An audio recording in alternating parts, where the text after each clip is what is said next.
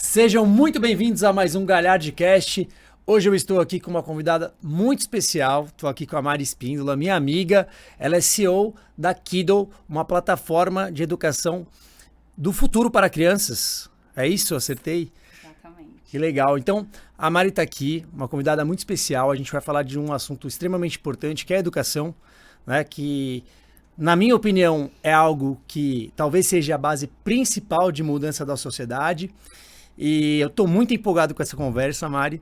Então seja muito bem-vinda, se apresenta pra gente e conta um pouquinho da trajetória, como que você chegou até aqui. Perfeito. Bom, primeiro, obrigada pelo convite, é um prazer estar aqui com vocês hoje. Meu nome é Mariana, né? Hoje eu estou liderando como CEO a Kiddle Pass, que é um privilégio. A Kiddle, como eu comentei, como você falou, né? É uma plataforma de educação do futuro para crianças. E foi uma jornada até chegar até aqui, né? Porque acho que empreender já é um impulso de muita coragem, né? Então, minha trajetória profissional começou quando eu tinha lá nos meus 17 anos, que já faz um bom tempo, né? Eu comecei trabalhando em empresa, na área de marketing e publicidade. Eu fiquei durante 15 anos trabalhando no corporativo. Passei por empresa nacional, multinacional, tive várias experiências. E na verdade, eu sempre falo, né, que a minha experiência no corporativo foi o que me preparou para conseguir empreender. Eu sempre tive uma característica dentro de mim, eu sempre fui uma pessoa muito questionadora e sempre fui inconformada. Então, quando me falavam, não, isso é assim, eu falava, não, mas por quê? A gente pode fazer melhor. E a última experiência que eu tive no corporativo foi numa empresa multinacional no segmento de saúde, e onde a gente tinha o objetivo de transformar a vida das pessoas, mas, na verdade, muitas experiências que a gente tem, né, dentro do corporativo me frustraram bastante. É verdade. E eu tinha esse ímpeto de transformar o mundo e falei, eu me destaquei muito até aqui, eu com 30 anos já era gerente executiva Latam, de uma empresa multinacional. Falei, eu vou pegar essa minha vontade de transformar o mundo e vou construir um projeto, né, que eu acredito que eu consiga colocar um tijolinho a mais, nem que seja isso, no mundo que eu gostaria de ver no futuro, né? E aí veio a Kiddle Pass. Fantástico, muito legal, uma baita apresentação, né? Parabéns, já desde já. Você vai contar um pouquinho, né, sobre essa trajetória. Mas, assim, a gente vê que eu já escutei muito pessoas que vieram do corporativo, né? Tomaram essa coragem, porque eu acho que precisa de muita coragem para você sair do corporativo, de uma história do corporativo. Sim. E você empreender, né? Que é uma coisa totalmente no Brasil, vamos falar, é tomadora de risco, né? Exige uma coragem muito grande. Então, parabéns pela coragem. Pelo propósito, porque eu acho que essa coisa de você construir o tijolo e somar com a sociedade tem muito a ver com o propósito em si. Eu sei que você tem muito isso. E a gente exatamente tenta trazer convidados aqui que queiram trabalhar muito com o empreendedorismo ligado a propósito. Sim. Né?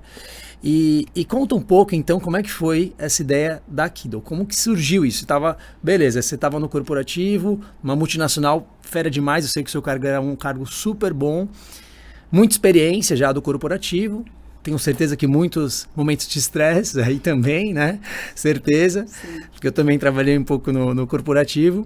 Mas conta pra gente, como que surgiu essa ideia? Como é que foi? Bom, a história é muito boa, porque, na verdade, hoje eu acho que eu sou a união um pouco da minha base, né? Bom, meu pai é empreendedor, foi um grande empreendedor, e a minha mãe é pedagoga, formada em pedagogia, né? Então, minha mãe teve uma escola infantil, né, a vida toda, e ela, inclusive, vendeu a escola dela, parou, que era um grande sonho dela quando ela me teve. Então, hoje, eu acho que eu uno as duas coisas, né? Eu empreendo em educação infantil, e eu só fui me dar conta disso há um pouco tempo atrás, que eu estava unindo as duas coisas, né? Mas, na verdade, então, acho que, primeiro, a paixão pelo empreendedorismo corre nas minhas veias desde sempre, né? Eu sempre, dentro até do meu papel no corporativo, eu sempre fui uma pessoa que abria novas áreas ou tocava a área de inovação, novos negócios. Acho que é uma coisa que já foi vista lá atrás pelos meus chefes, né, antigos recrutadores, porque desde quando eu passei pela probiótica inicialmente, quando eu fui para a CIMED para montar a área de nutrição e vitamina, era uma área nova, então eu fui para abrir, e depois na outra empresa que eu trabalhei eu também cuidava de uma área nova. Então eu sempre fui muito, talvez, nesse sentido, voltada para a inovação. E aí, na realidade, bem o que você falou, né? Eu realmente cheguei a um ponto, acho que hoje a gente sabe que, infelizmente, é um cenário muito recorrente no corporativo. Eu acabei tendo um burnout dentro da empresa que eu trabalhava.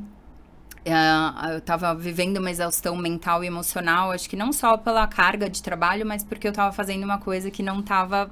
Te preenchendo, talvez, né? Exatamente. E aí, eu conheci minha sócia atual, né, a Fernanda, que é co-founder da Kido. Nessa empresa, nós éramos pares, então a gente tocava muito projeto juntas e a gente trabalhava muito bem juntas. E a gente conversando, as duas, a gente falou, a gente precisa fazer alguma coisa nós duas, com essa força, vontade de fazer que a gente tem. E aí, bom, eu, super apaixonada por educação, sempre fui. A Fernanda, minha sócia, foi coordenadora de um projeto social que ensinava crianças dentro de comunidade, ensinava inglês e outras áreas. E aí, quando a gente discutiu, a gente falou, é isso, a gente quer empreender em educação. E vai ser para criança, porque a gente acredita que é isso, a transformação que a gente precisa ver no mundo começa muito cedo, né? Em geral, acho que por volta de 70% da formação neurológica que a gente tem se constitui na primeira e segunda infância. Então, quando você constrói esse berço de oportunidade cedo, você aumenta muito a capacidade desse futuro adulto performar, tanto no mercado de trabalho quanto na sociedade. É uma janela de oportunidade ali de você trabalhar a formação, então, desse ser humano. E isso pode estar totalmente ligado ao futuro profissional, sucesso profissional desse ser humano e da vida pessoal também, né? Exatamente. E exatamente. Então, de que idade a que idade, só para ficar bem? De primeira e segunda infância, a gente vai, né, do 0 a 12 anos. Então, é esse recorte.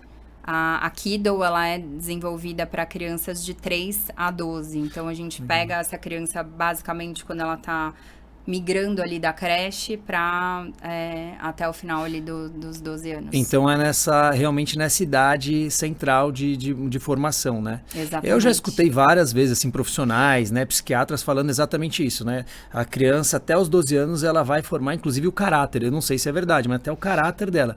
É que nem uma esponja, né? Exato. Então, você tem que tomar muito cuidado com o que a pessoa absorve, a criança assiste, a criança aprende. E colocar ela ao máximo para aprender coisas realmente importantes ali, né? Com certeza. Legal. E aí, na verdade, foi, acho que um ponto de virada super legal. Foi um dia que eu e a Fê, a gente sempre gostava de fazer trabalho voluntário juntas, né? Bacana. E aí, um dia, a gente foi num projeto onde a gente construía, passava o final de semana construindo uma escola dentro de uma comunidade. Nossa. E foi, assim, transformador. Porque nunca vou esquecer o dia que a gente chegou lá, o projeto chama Mangalô, e o fundador, o Felipe, estava palestrando pra gente, os voluntários antes, né? E ele falou o seguinte, ele falou, a gente do nosso alto do privilégio aqui precisa abrir caminho para essa galera aqui. Perfeito. Porque essas crianças que futuramente vão ser adultos, eles são o futuro do Brasil. Perfeito, perfeito. E esses caras sabem viver, eles têm resiliência, que a gente muitas vezes não tem. Né? Verdade. Então, aquilo me tocou de uma forma, e a gente passou o final de semana construindo escola. Imagina, eu que... né, menina ali, mulher carregando cimento, a gente batendo martelo. Literalmente construindo mesmo. Construindo real. Que legal. Que Uma legal. obra mesmo, né? E aí foi lindo porque você via as crianças ali, criancinhas de 6 anos, ajudando a gente, eles querendo e emocionados porque a gente estava construindo a escola. E acho que aquilo foi o maior ponto de virada. Eu e a Fê, a gente falou, a gente precisa pegar isso, explodir para o mundo, fazer algo voltado para a educação acessível, né, para as crianças. Então foi assim que nasceu a ideia da Kido. Quanto tempo atrás faz isso? Foi em 2018. Faz 7 anos que começou o projeto, a ideia do projeto. A ideia da Kido, que legal. E começou muito bonito o começo, né? Num trabalho social, de uma ideia. Eu tenho muito isso dentro de mim, sabia? eu sei que eu sou um cara privilegiado. Né? Eu sei que eu vim de um lugar privilegiado, eu tive acesso a uma educação privilegiada. E essa coisa de retribuir para a sociedade isso, o que a gente teve, eu acho que é muito intrínseco a mim. E eu acho muito bonito quando alguém consegue enxergar isso. Porque, sim, a gente tem essa responsabilidade. Né? Eu acho que a gente teve essa vantagem e a gente pode, sim, passar esse conhecimento, deixar o Brasil mais igual, né, através do conhecimento e das oportunidades que nós tivemos. E esse também foi um dos motivos de eu entrar para a política. Porque eu sempre pensei, eu tive, graças a Deus, graças aos meus pais, né, graças a tantas pessoas que me ajudaram, eu tive acesso a muitas coisas que eu posso conseguir colocar na gestão pública e mudar a vida de muitas pessoas. Sim. Então, eu acho que é muito isso, eu acho muito bonito esse pensamento. E todo mundo, isso é muito legal porque motiva você falando isso, né? Motiva com certeza outras pessoas, eu tenho certeza que talvez esteja a um passo ou que ficam se questionando, porque a gente tem muitos amigos e muitos amigos têm aquela vontade, né, de falar assim, eu fui tão privilegiado, mas como que eu posso ajudar? Né? E aí eu tenho certeza que muitas pessoas vão ouvir a história, né, da Kido e falar assim, eu acho que eu posso parar um pouco e usar o meu privilégio para deixar o país mais igual, mais justo, né? Tem um caminho, sempre tem, né? Sim. E, na verdade, eu acho que o presente é todo nosso. Eu, no dia que eu fui, eu achei que eu ia estar dando, né? Doando pro outro. Mas eu voltei transbordando de tudo, assim. Eu falei, gente, não tem como mais eu viver sem servir as pessoas, sem ajudar as pessoas, porque é lindo, né? Hoje eu vou contar um pouquinho do que é a Kido, mas só dando um spoiler.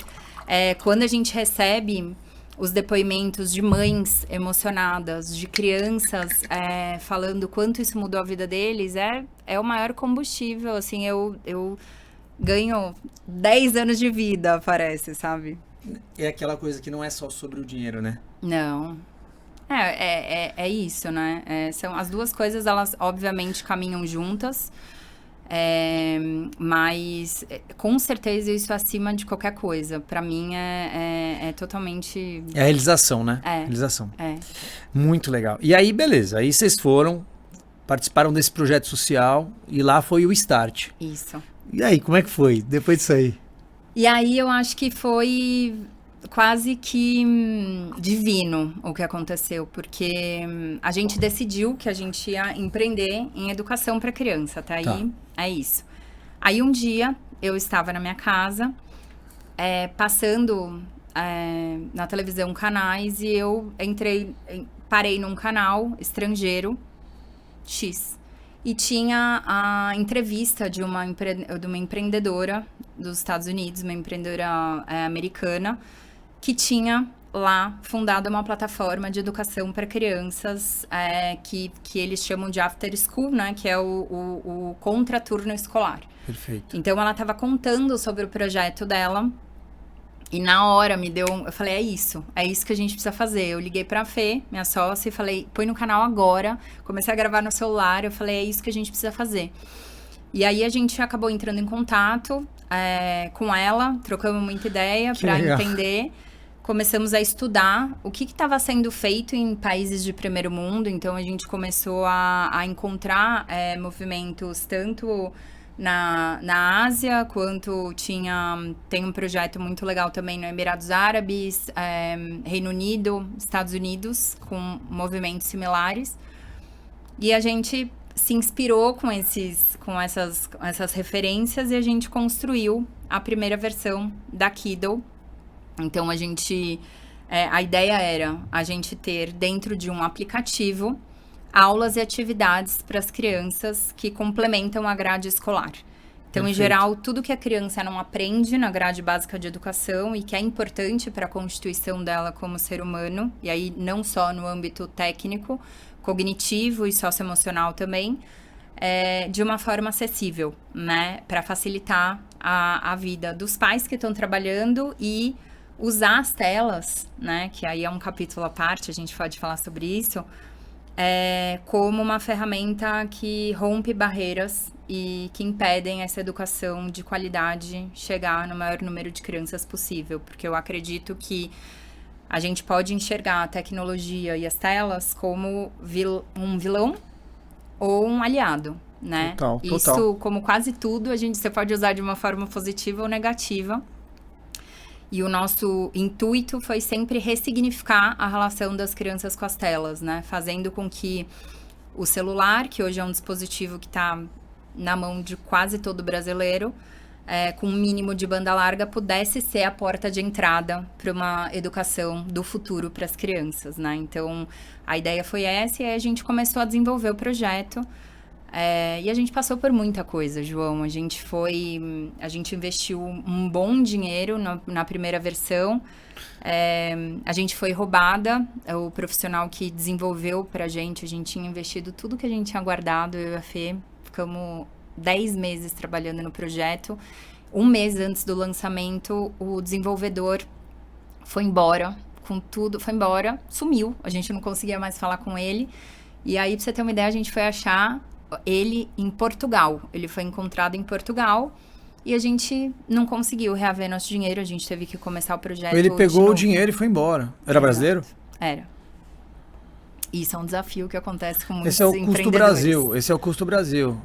Isso é a gente brinca no empreendedorismo que isso é quase que um pedágio que acontece com quase todo mundo. Passar por alguma coisa Quem assim. não foi enganado ou passado para trás, né? Pois é. Infelizmente, é muito triste falar isso. É muito triste, mas infelizmente tem isso. Bom, não é o Brasil em si, é um país com mais de 230 milhões de habitantes, tem gente maravilhosa, tem gente ruim, tem gente de tudo, tem oportunistas, né? Sim.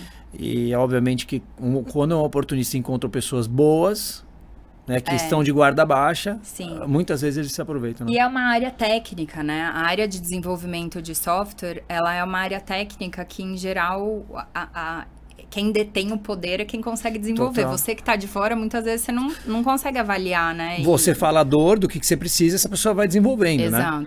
Exato. E aí ele entregou, mas ele entregou esse projeto? Não. Não entregou nada? Nada. Aí a gente perdeu tudo. Nossa. Na verdade, a gente entrou numa negociação na época com ele para ele entregar os códigos do que ele tinha desenvolvido. Ele assinou, a gente resolveu. A hora que a gente trouxe tudo que ele tinha desenvolvido para uma agência, né, para um pessoal especializado, eles falaram que estava tudo quebrado e a gente não ia conseguir usar. A gente teve que começar do zero o projeto de novo. Aí foi mais quase 10 meses de novo. Então foram uns 2 anos para a gente conseguir ter o projeto. E como a gente é intensa, eu e a Fernanda, a gente largou a empresa, saímos do corporativo de um salário altíssimo lá desde o D1 que a gente decidiu que ia fazer a Kido, né? Então foi uma aposta alta pra gente, foi um all-in desde o começo, assim. E aí a gente passou por tudo isso.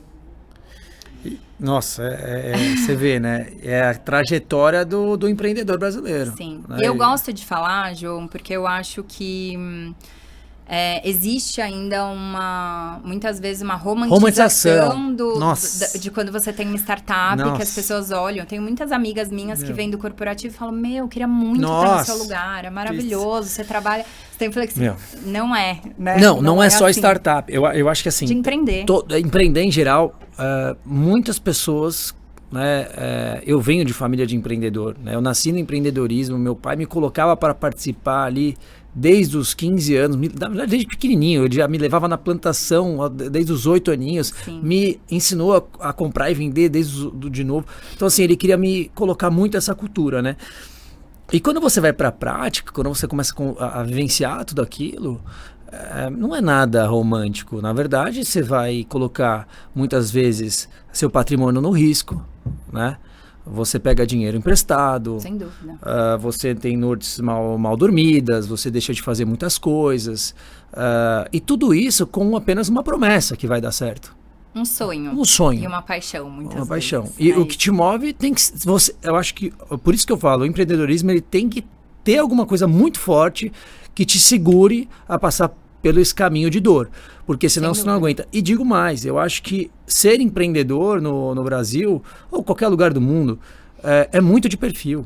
Eu tenho certeza, eu conheci grandes amigos meus do corporativo, que eu falo para eles, você não gostaria de ser empreendedor, você não estaria disposto a ser empreendedor. E não tem problema. Né? Você é muito melhor no corporativo, vai ganhar muito mais dinheiro e vai ser muito mais feliz. Sim, não tem certo ou errado. Assim não como tem. eu, por exemplo, olho para quem está no corporativo e não acho que eu tenho perfil mais para estar lá. Total. São perfis, né? São perfis, cada um tem o seu lugar na sociedade, eu acredito muito nisso. Sim. Mas eu acho também essa coisa de romantizar o empreendedor é balela. E quando eu vejo, né, muito de novela, né, a romantização do pequeno empreendedor também, o pipoqueiro, aquele cara que está na comunidade carente, vou te falar, esse cara sofre pra caramba. Esse cara vende almoço pra pagar a janta. Então todo mundo fica, ai, que bonitinho, que legal. Não é legal. O cara tá sofrendo pra caramba pra pagar o estudo dos filhos, dar comida pra família. E ele tá lá a vida toda. Pô, seria legal se ele tivesse um incentivo do governo, se ele tivesse condições de parar um pouco de trabalhar e estudar pra conseguir aumentar o negócio dele. Né? Então, assim, é romântico? Não. É que, na verdade, a gente fala, o brasileiro é muito empreendedor. Não é. O brasileiro, ele se vira, ele se adequa, ele se adapta. Né? Não é que ele quer ser empreendedor, ele é empreendedor para sobreviver. Sim. É questão de sobrevivência. Então eu concordo com você, existe muito essa romantização. Quando estourou essa coisa de startup, todo mundo queria ser startupper, né? Sim. Nossa, a gente vai captar dinheiro, e aí aparece aqueles filmes, né? A gente vai ficar milionário, rodadas 1, rodada 2. Mas enfim, aí continua, aí aconteceu tudo isso, vocês ficaram praticamente 20 meses... Né, para começar a ter o MVP ali. Sim. O produto inicial. Sim. E aí aqui deu bom. Ela nasceu, né, como um aplicativo. Dentro do aplicativo, a gente hoje oferece aulas e atividades ao vivo, em tempo real. Que legal. Então, as crianças estão ali interagindo com professores, aulas em grupo, né? Então, o que é muito bacana? Você tem ali... primeiro, uma grade de aulas que vão das 8 da manhã até as 8 da noite. A gente consegue hoje apoiar famílias e crianças que estudam tanto de manhã quanto à tarde. E a gente está olhando para o que é complementar a escola, né? As dinâmicas de aula são em grupos, então os nossos grupos variam de 5 até 30 crianças por aula, depende da faixa etária, do tipo de aula. E a gente está falando aí de mais de... Acho que agora a gente deve estar com umas 40 modalidades diferentes. Nossa, de aula muita modalidade. Sim. E aí, o diferencial é que a aula é ao vivo. Então, imagina, você tem uma experiência que as crianças vivenciam, onde dentro de um grupo, você tem uma criança que está aqui, no centro de Santana de Parnaíba, outra que está no interior do Ceará. A gente tem família em aldeia indígena no Xingu fazendo aula. Que legal, outra que está em São Paulo, extremo sul do país. Então, as crianças de realidades diferentes, regiões diferentes, aprendendo juntas. E eles né? dá para interagir? Tem chat? Sim, elas estão ao vivo. Como uma videochamada, né? Então, é tipo como uma se fosse videochamada. uma videochamada. O professor conduz a aula, né? Então, a gente tem hoje... dezenas de professores que a gente seleciona no mercado, todos eles são treinados por nós, a gente traz eles de grandes e importantes instituições, então, só né, em caráter aqui de informação, a gente tem professor que dá aula no Fazano, no Cidade Jardim, na Sampo, na Maple Beer, em grandes escolas, e que dão aula para toda e qualquer criança no Brasil. Então, esses professores eles vêm do mercado, a gente treina. Então, eles dão aula uniformizados, eles têm script de aula, eles têm plano pedagógico das aulas também. E aí, eles estão conectados ali com os alunos, as crianças, em grupos. Então, as crianças montam projetos, discutem coisas em conjunto. É interativo, então, né? 100%. E me fala uma coisa, então... Bom, 40 modalidades, depois você fala algumas que eu quero saber. Tá. Mas, beleza, tem todo um planograma de aulas, Sim. né? Quanto mais ou menos dura... esse planograma, sei lá, vamos pegar um curso, me dá uma aula de exemplo. Sim. E explica um pouco nisso. As nossas aulas vão de 30 minutos a 60 minutos, isso varia de acordo com a idade, então a gente é muito preocupado, não só com a qualidade de ensino, qualidade pedagógica, mas como a gente tem a missão de construir uma relação saudável das crianças com as telas, a gente segue à risca as diretrizes da Organização Mundial da Saúde com relação ao tempo de exposição da criança na tela. Então, dependendo dos menorzinhos, eles são aulas mais curtas, e aí os mais velhos, eles ficam mais tempo em aula. A gente não trabalha com trilhas de cursos, né? Então, as aulas são eles constroem a grade de forma modular. Vou imaginar que o João, você tem 2 filhos. Você tem o João Júnior, com 5 anos, e você tem a Maria, com 9. Então, você vai entrar, você se cadastra na plataforma, você tem acesso a até 3 crianças no cadastro. Então, se você tem um sobrinho, você pode incluir o Antônio, por exemplo. E aí, o João, ele vai fazer aula de Minecraft de segunda e quarta, de terça e quinta de teatro, de sexta-feira ele tem aula de xadrez, por exemplo. Que legal, tá. E aí, a Maria vai fazer aula de balé de terça e quinta, ela tem aula de canto, tem aula de oficina das emoções, que é a minha preferida. Que legal. Que a gente trabalha a parte de inteligência emocional das crianças. Nossa, também. Isso é muito importante. Muito. Então, sensacional. Então, você vai entrar como pai, né, ou mãe, e vai ajudar ali o seu filho a escolher a grade que mais se encaixa para ele, Isso. no horário e perfil também, né? Isso. E aí você pode agendar as aulas de forma pontual. Então, imagina, eu sempre falo isso. Eu, quando eu era pequena, eu já sou agitada agora, imagina quando eu era pequena. Eu enlouquecia minha mãe, porque na minha época não existia nada disso. Então, na minha época era assim, você tinha que escolher uma atividade, além da escola, e o plano era sempre anual. Então, você tinha que escolher ali no começo do ano, vou fazer balé esse ano. Aí eu ia lá e começava o balé 2 vezes por semana. Aí eu fazia 3 meses de balé, eu achava o balé muito parado. Aí eu queria fazer sapateado. Mãe, não quero mais balé, quero fazer outra coisa. E aí minha mãe ficava maluca. Depois eu queria ginástica olímpica, e assim vai. O que acontece? A criança, naturalmente, principalmente dentro dessa faixa etária, né? Ela tem uma curiosidade natural. É verdade. E é super importante que ela tenha acesso a estímulos diversos. Total, eu concordo. Né? Até porque muito da nossa descoberta das nossas paixões, elas acontecem lá atrás. Verdade. Né? Não, e na verdade, pensando bem, quantas descobertas nós não tivemos porque a gente nem experimentou. Exato. Né? Eu lembro que quando eu era mais novo, nessa faixa etária, era para homem, né? Era futebol, natação ou judô. Sim. Ou uma aula de algum instrumento, beleza. Mas assim, era isso, cara. Você tinha que escolher, e é o que você falou, não dava pra fazer tudo. Então você tinha aquele horário de tarde que você pegava, às vezes fazia o inglês também. E era ou uma atividade, mas né, E é muito legal, porque aí a criança ela pode escolher, testar, provar várias coisas e ver também no que ela tem mais aptidão. Exato, né? Exato. E não só isso, pelo que você me falou, por exemplo, a aula sobre as emoções. É controle das emoções? Ela, na verdade, a gente trabalha toda a parte de primeiro, a criança, ela ser introduzida às emoções. Então, por exemplo, a gente teve uma época, tem o filme famoso, Divertidamente, né? Que fala muito sobre isso. É verdade. Ele traz de uma forma lúdica o reconhecimento das emoções, né? Então, a gente faz essa introdução para as crianças sobre as emoções, né? Ela tem diversos exercícios e experiências onde ela começa a reconhecer essas emoções. Que legal. E a lidar com essas emoções. Ela não tem um cunho terapêutico, essa atividade. Ela é mais no sentido de trabalhar exercícios de inteligência emocional. Então, a gente tem um caso muito legal, que foi uma mãe que falou pra gente, a minha filha foi a coisa mais incrível. Ela, depois começou a fazer a oficina das emoções, e aí um dia a gente tinha tido, né, uma briga aqui dentro de casa e tal. Tinha feito uma malcriação aqui e tal, a gente teve que... E aí no dia seguinte ela falou, mãe, queria conversar com você. Eu percebi que ontem eu fiquei com raiva. Eu senti raiva porque naquele momento que você fez XYZ, isso despertou a raiva em mim, aí com a raiva eu acabei reagindo assim. E elas conseguiram conversar.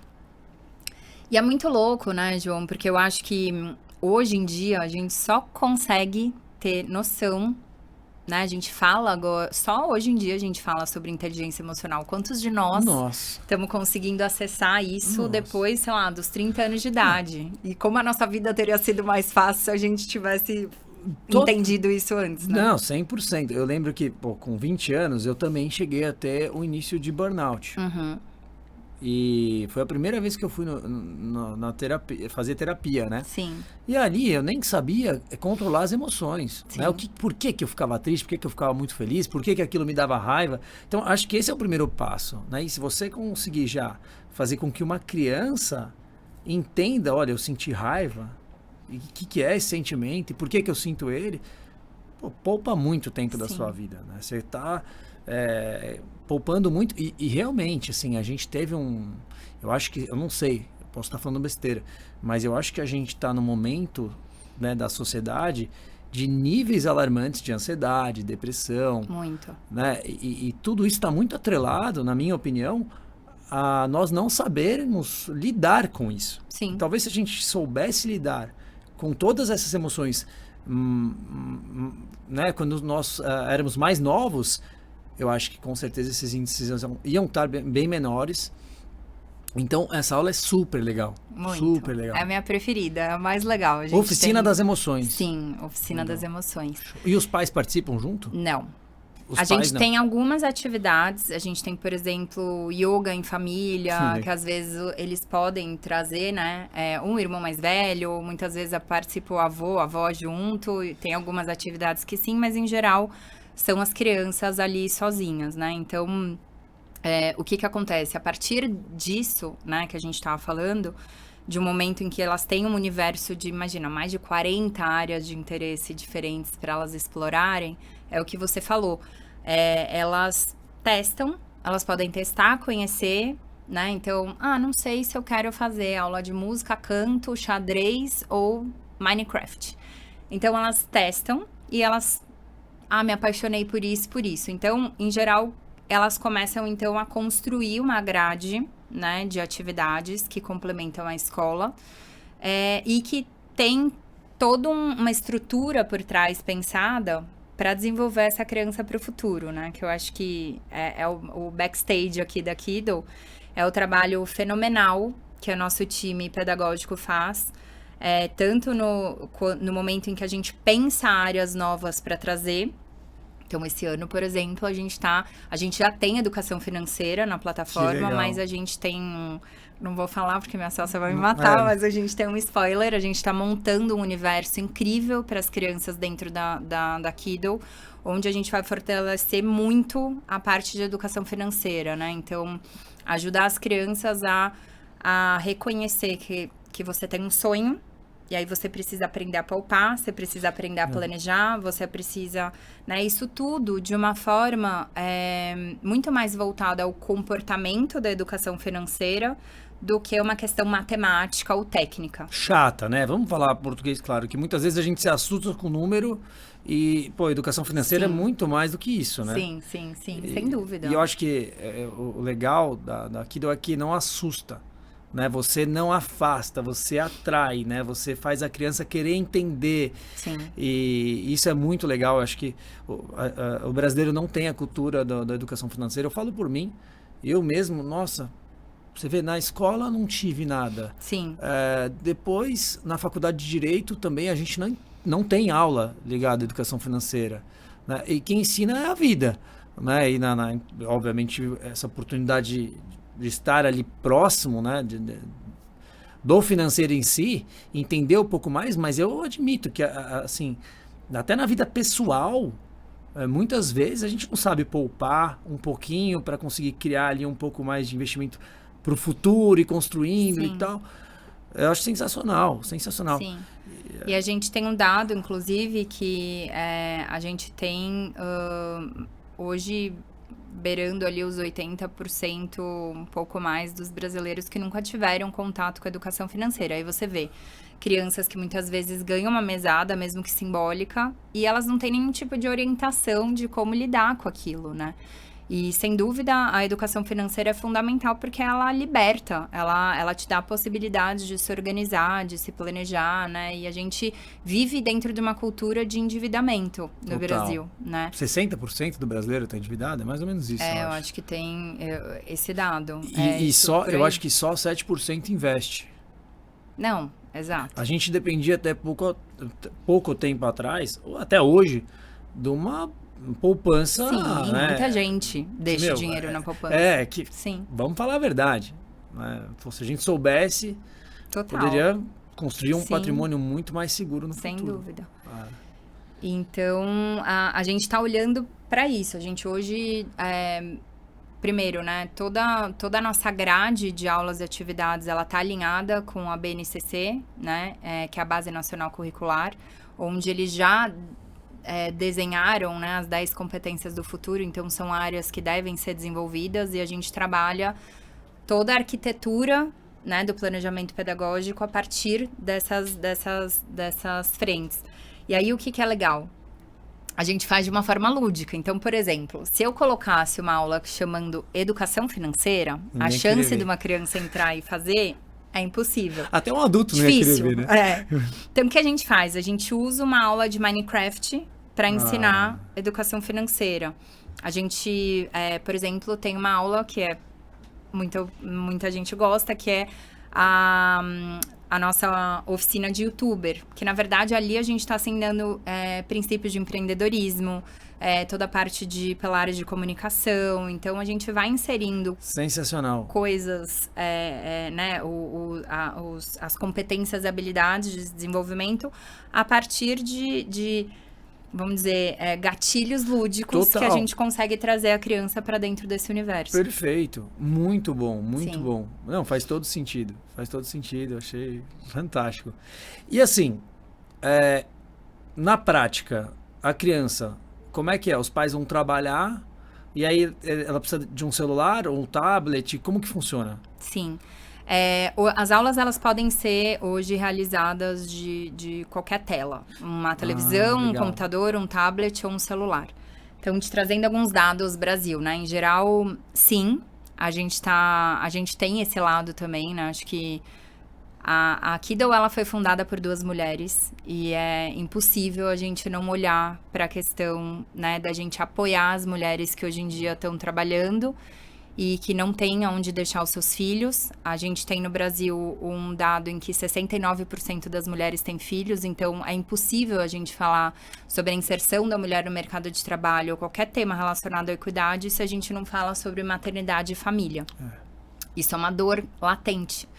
O dado que a gente tem no Brasil é que metade das mulheres deixam o mercado depois de terem filhos. Metade? Né? Então, assim, a gente precisa também ter soluções que ajudam essa mulher a estar no mercado. Quando a gente olha para uma população de classe C, D, a gente, primeiro, está falando de uma população que não tem o privilégio de trabalhar em home office. Total. E a gente não tem uma mulher que muitas vezes pode escolher se ela vai trabalhar ou não, né? Total. Então, o pai e a mãe, eles precisam estar trabalhando para compor a renda familiar e para pagar as contas e subsidiar ali as necessidades dos seus filhos e as próprias. E aí a gente tem alguns problemas, né? A gente tem hoje um auxílio creche, que é uma lei dentro do mercado, né? Quando a gente fala de CLT, onde um valor de um auxílio creche médio no Brasil é de 350 a 400 reais, enquanto o valor médio de uma creche é 1.200 a 1.500 reais. Então, o que acontece na realidade no Brasil? A realidade do Brasil é que esse pai e essa mãe estão fora trabalhando. Essa criança, a gente tem 80% das crianças no Brasil sendo formadas por escolas públicas.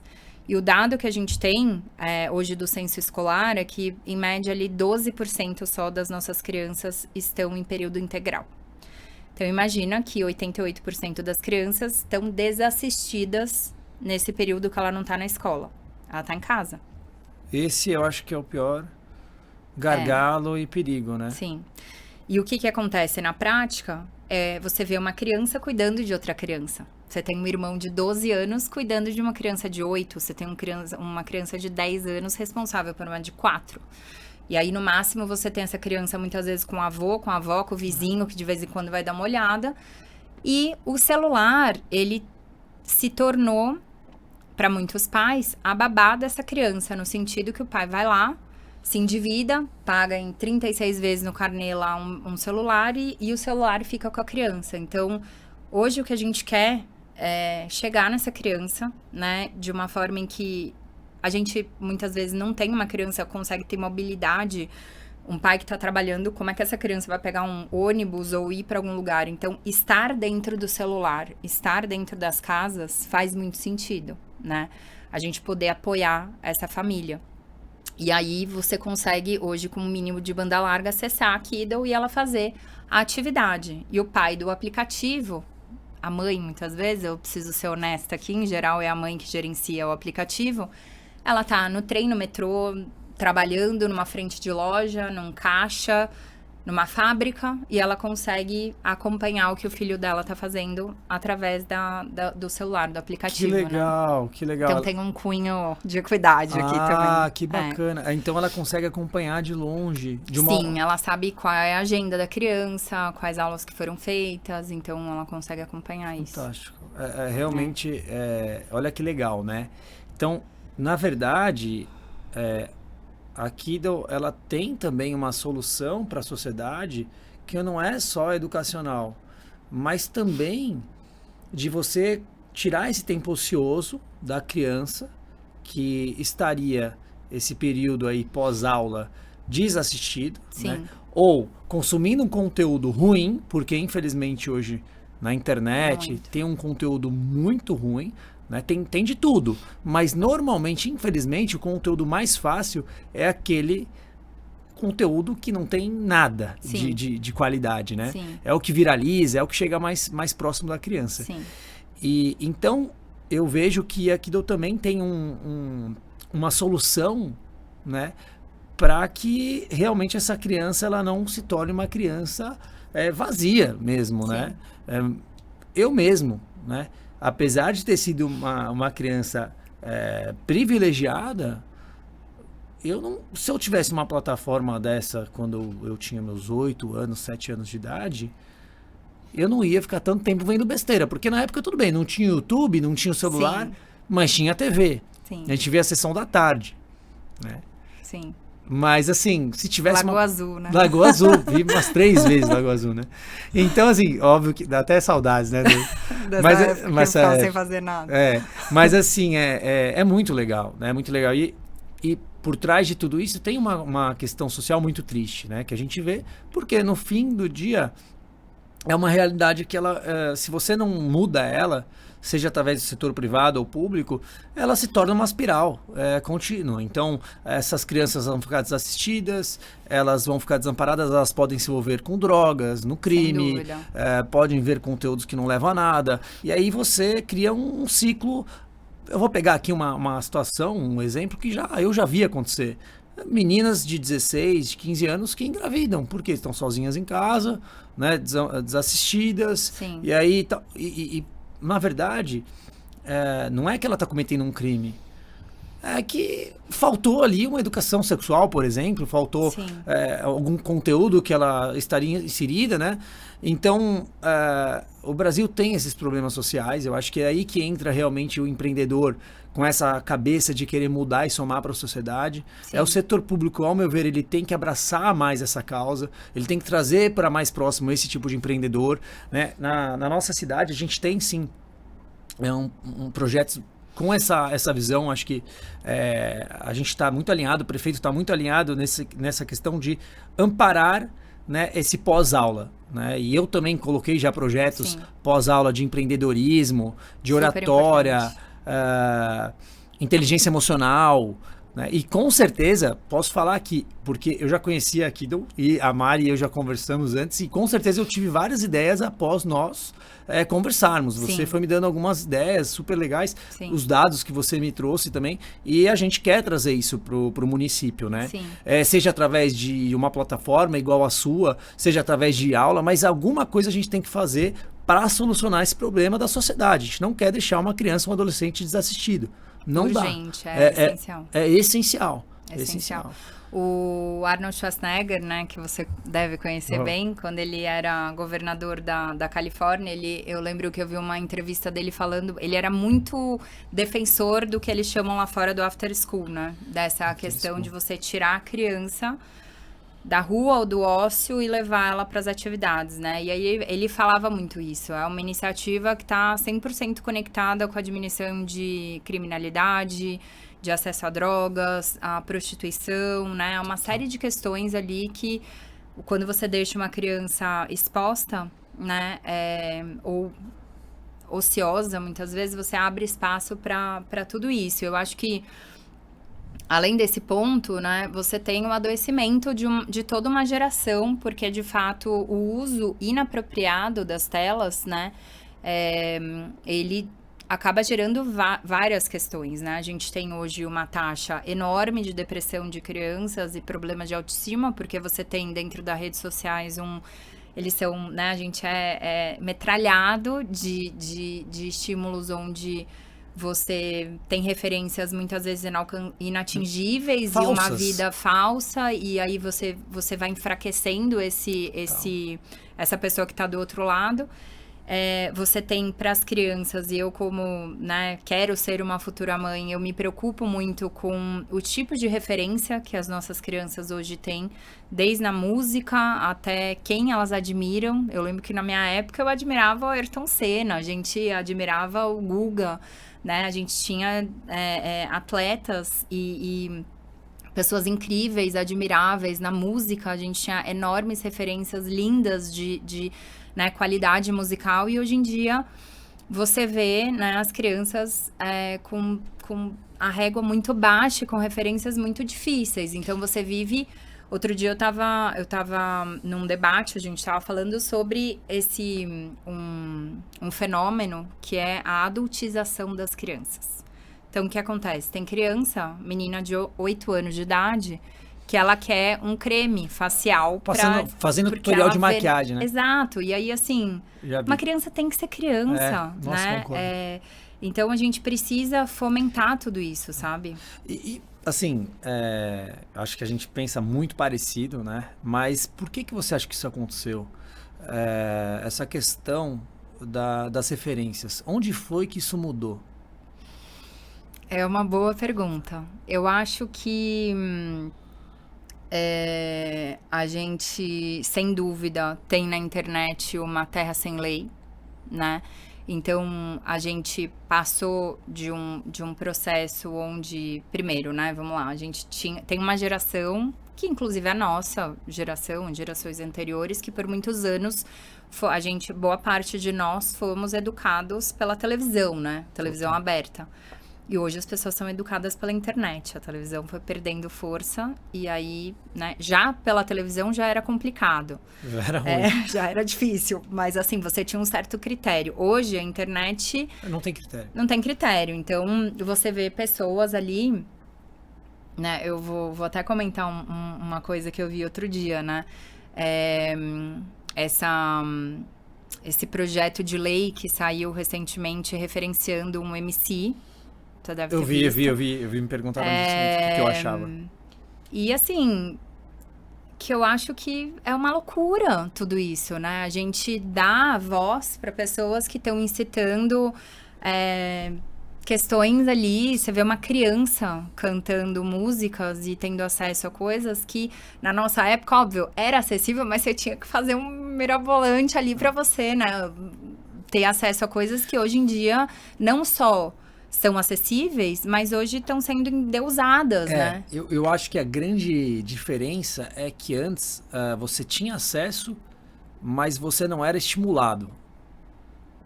Né? Você tinha acesso, mas aí seus pais viam você vendo alguma coisa. Para de ver isso, não é pra você.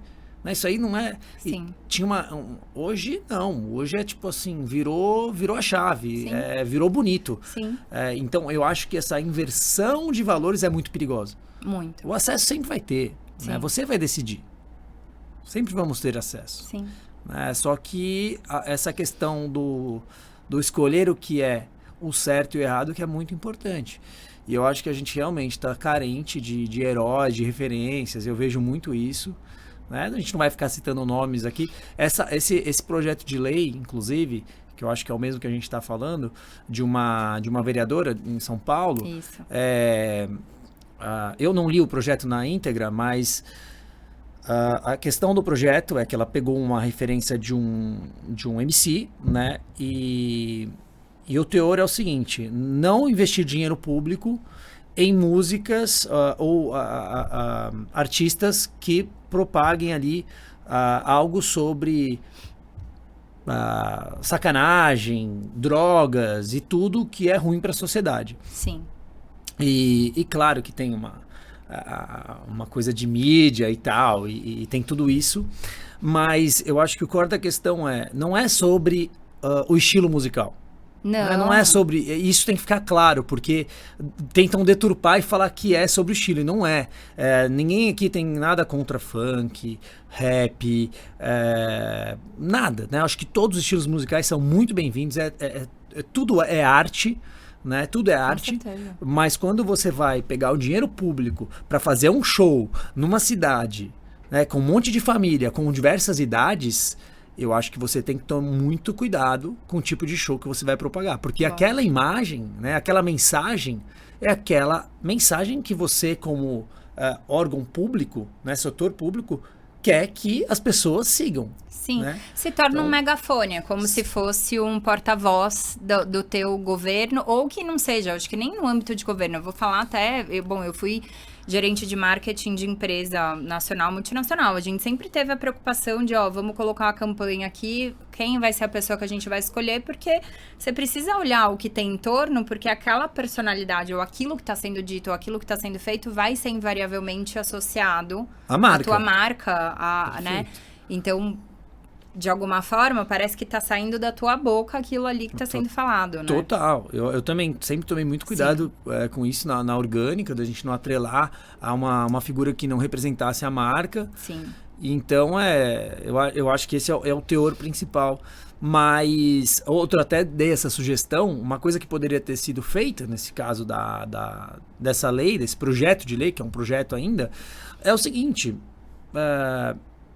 Você pode ter ali qualquer tipo de artista fazendo qualquer tipo de show, porém, para que ele apresente esse show, ele tem que fazer uma adaptação na letra, como tem na rádio. Na rádio, muitas vezes, a letra é alterada. Porque ou fazer uma curadoria do que, uma curadoria. Do que vai ser. Exato. E aí é o seguinte, você tem que seguir, você tem que cortar essas palavras, né, para não fazer nenhuma apologia a nada errado. Sim.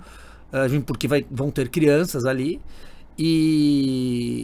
E você tem que seguir, acabou, senão você toma uma multa, e é isso. E pode responder por isso depois. Sim. Então, eu acho que é por aí, sabe? É não proibir, não coibir gêneros, mas a gente tem que fomentar o que é certo, o que dá certo para a sociedade. Sim. Né? E é isso, tá? Mas eu concordo 100%, assim.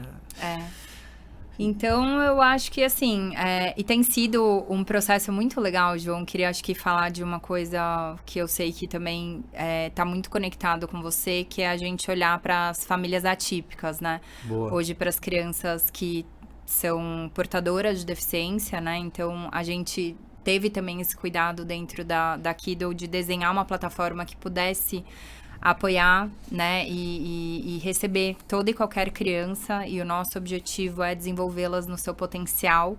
Então, a gente tem toda uma adaptação e um olhar muito cuidadoso para isso, desde o momento em que o pai e uma mãe fazem o cadastro e sinalizam já no cadastro que a criança é portadora de alguma deficiência, ela já tem um fluxo especializado para ser atendida ou direcionada, né? E aí, tem um dado legal que eu quero trazer sobre esse tema, né? A gente tem, nos últimos 4 anos, a gente teve um aumento de 280% em diagnóstico de autismo, né? Em crianças aqui no Brasil. E nesse mesmo tempo, eu tinha comentado isso com você, a gente teve só o aumento de 2% em professores certificados em educação inclusiva, né? Apesar de ser uma questão da lei de que a escola tem que, né, estar apta a receber, eu acho que também a falta de preparo, muitas vezes, desses professores e esses pais que são triplamente desafiados, né? Porque você imagina, você já não ter o acesso, aí você tem essa questão que é uma necessidade especial e você, muitas vezes, ficar receoso de expor a criança a uma escola ou um ambiente onde ela vai ser hostilizada, ela vai sofrer uma situação que pode piorar o cenário, né, e tal. E eu queria te contar um caso que aconteceu agora, que tá, assim, eu chorei, inclusive, no dia que o pessoal da nossa área de experiência compartilhou. A gente tem um usuário, né, um menino, que ele é autista e ele faz aula com a gente faz tempo. E aí, ele é tão apaixonado pela Kido que a mãe dele um dia viu ele desenhando numa camiseta e tal, e aí depois ela pegou a camiseta, botou pra lavar e tal, e aí o menino, mãe, cadê minha camiseta, aquela que eu tinha desenhado? Aí ela, foi pra lavar. Ele, não, mãe, mas eu preciso pra entrar na aula. Aí ela, mas por quê? Aí ele falou, porque é o meu uniforme da Kido, e que eu fiz. Então legal. ele pegou uma camiseta branca dele, E fez esse uniforme da desenhou Kido. o mundinho da Kido ali com o foguetinho, e ele só faz a aula com a camiseta dele, da Kido, que é o uniforme dele. Que legal. Então, assim, eu acho que esse olhar também para as famílias e crianças que necessitam, né, dessa atenção especial é fundamental. Não, muito legal, achei assim, sensacional. Realmente é uma demanda muito crescente. A gente que está no front ali, ouvindo, né, e eu tive a oportunidade de falar e conhecer com várias mães atípicas, de crianças atípicas, é muito complicado, porque a mãe, ela tem obviamente, esse processo, né, de conhecimento de como lidar com a criança, e isso realmente é para qualquer mãe, né? A mãe quer ser a protetora, ela quer cuidar, ela quer dar tudo de melhor para essa criança, e muitas vezes ela também não tem o amparo, e ela tem esse medo. Sim. E como já houveram casos que eu já escutei exatamente disso, da criança ir para uma escola, e eu tô falando de escolas particulares, tá? Sem dúvida. E não tem um profissional ali que foi preparado e qualificado para isso, e por algum motivo ocorre ali alguma coisa que frustra essa criança, ela volta pior e já não quer nem voltar para a escola. Então é algo que eu acho que os empreendedores da área de educação em geral, né, educação, saúde principalmente, eles têm que se adaptar muito rápido, porque a demanda, ela é crescente. Sim. Né, é uma necessidade hoje. Sim. E a gente não tem profissionais realmente preparados para saber lidar com essas mães, né, e com essas crianças. Eu falo mães por aquele motivo que a gente sabe que existe o pai muitas vezes também, mas mãe é mãe, cara. Não tem o que falar. Mãe da vida. Normalmente a mãe que... E a gente está desenvolvendo um projeto com uma grande operadora de saúde, justamente que eles estão colocando a Kido dentro do plano para apoiar especialmente o programas para famílias atípicas, porque, enfim, Legal. isso também tem sido um tema que eu acho que está onerando bastante os custos de sinistralidade dos planos, né? Então, Total. é um desafio em vários níveis, né? Boa. E Mari, vocês têm alguma projeção para trabalhar no setor público? Já trabalharam no setor público com alguma cidade? Sim. Conta para mim. A gente fez um projeto pequeno no Guarujá, na época, inclusive, depois daquele desastre que teve lá no Guarujá, a gente fez um projeto junto com o governo ali, com uma ONG também, que justamente apoiavam as mães que precisavam ir trabalhar, e a gente fez um projeto com eles, e a gente está desenhando um projeto agora com uma Secretaria de Inovação também, justamente com duas vertentes, né? Com um olhar para a inovação, então, possivelmente agora envolvendo a Secretaria de Educação, e outra olhando para o TEA, né? Para as famílias atípicas. Legal. Então, é uma coisa que a gente tem vontade, porque...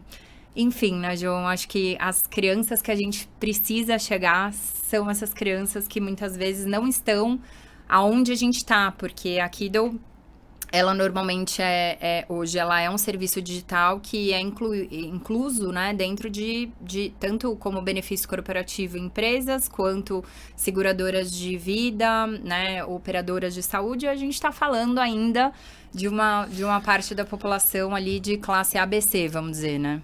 E assim, na verdade, vocês têm um mercado gigantesco, que vocês estão numa parcelinha pequenininha, né? Brasil é o mundo. O Brasil é o mundo. Dentro de, né, realmente. Não, muito legal. E tenho mais uma pergunta, mas antes disso queria parar. Pessoal, só para lembrá-los, por favor, dá aquele like aí, segue a gente, divulguem esse vídeo porque tá sensacional. Se vocês gostam desse tipo de conteúdo com qualidade, dá uma força pra gente, tá bom? Obrigado. E eu tenho mais duas perguntas, né? Uma qual foi o maior desafio? Talvez você já tenha contado o início, mas qual foi o maior desafio até agora, né? E também se você mudou sua concepção da área da educação desde o momento que você escolheu trabalhar com isso? Eu acho que o maior desafio vou tentar, acho que, trazer na minha fala temas que possam auxiliar pessoas que têm esse objetivo, né? Ou que estão percorrendo esse caminho. Acho que não tem como eu não falar sobre o desafio de você empreender sendo uma mulher no Brasil. A gente tem, infelizmente, o percentual de capital de investimento que vai para startup fundadas por mulheres é muito baixo no Brasil. Então, assim, empreender já é difícil em si, né?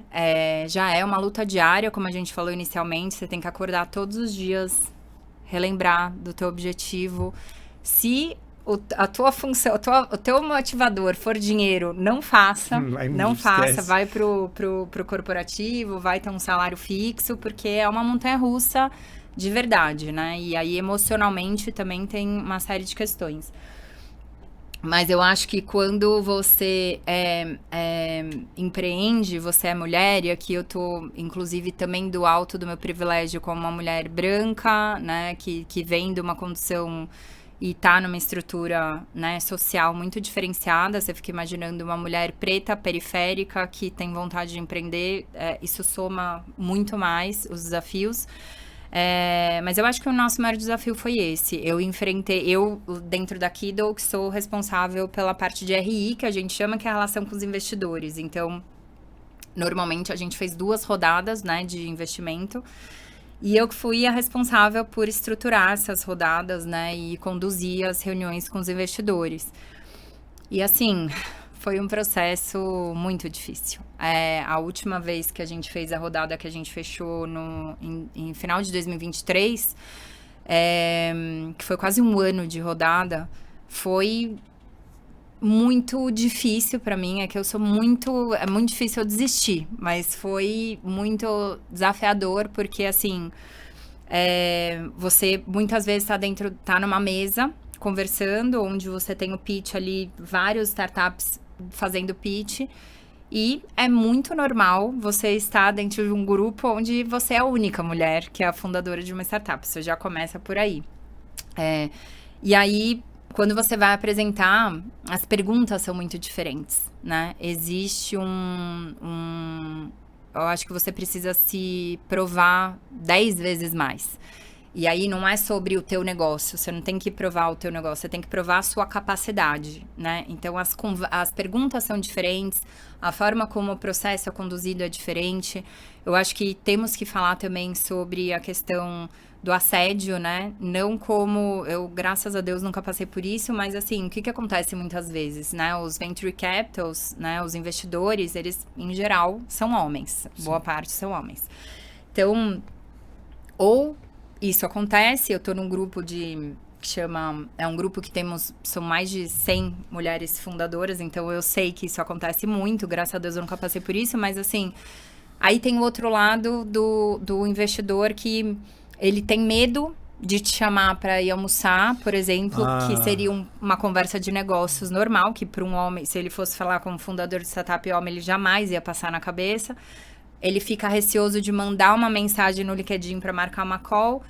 E aí, na verdade, você tá o tempo todo desviando. Ou você tá desviando né? Ou você tá querendo se provar, ou você tá do outro lado chamando atenção para uma outra coisa, ou você tá tem mil poréns aqui para chegar até você com a preocupação desse ponto, né? Então, não é fácil. Eu acho que esse foi um dos maiores desafios que a gente teve.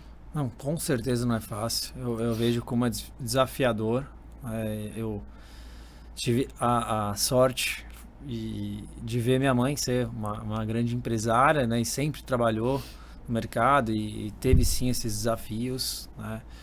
Por sorte, a gente trabalha no mercado de beleza, que tem mais mulheres, né? Acho que isso dá uma aliviada legal para ela. Ela não precisou trabalhar a gente não é startup, é indústria, então não precisou trabalhar com investidores até então, né? Mas assim, eu entendo. Eu entendo também o lado de alguma parte dos homens que tem medo, muitas vezes, de se encontrar com mulher. Sim. Porque realmente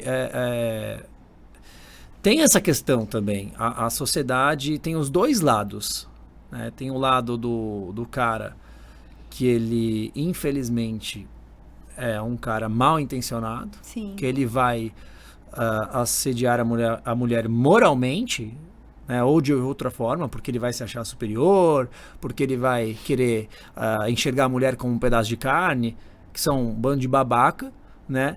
E também tem o cara que ele é tão respeitoso que ele tem medo de se encontrar e falar, meu Deus, será que né, vão achar que eu tô... Sim.